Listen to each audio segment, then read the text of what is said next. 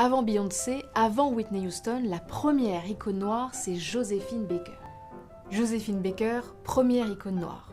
Elle danse depuis toute petite. Elle fait rire aussi les enfants avec ses grimaces.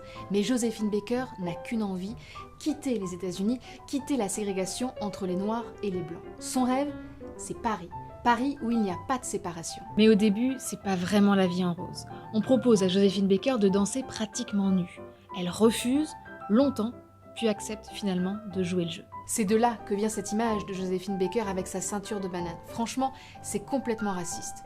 De danseuse exotique, c'est le terme de l'époque, Joséphine Baker devient une star.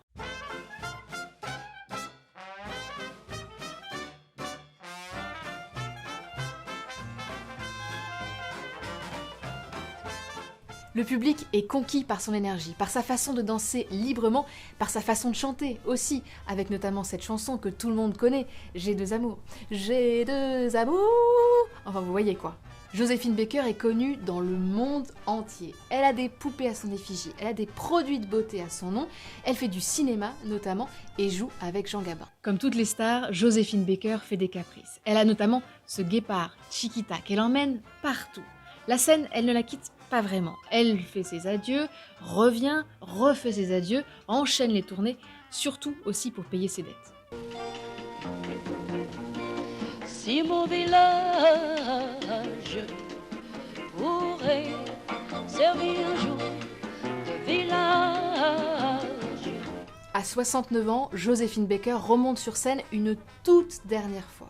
Un spectacle à Paris, à Bobino, pour raconter ses 50 ans de carrière. Quel effet ça fait de remonter sur la scène?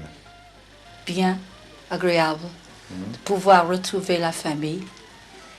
La famille pour moi, c'est tout le monde et surtout le public qui m'a fait. C'est un triomphe, le public l'acclame. Joséphine Baker enchaîne les représentations, mais elle vit aussi ses derniers instants. Elle meurt quelques jours plus tard des suites d'une attaque cérébrale.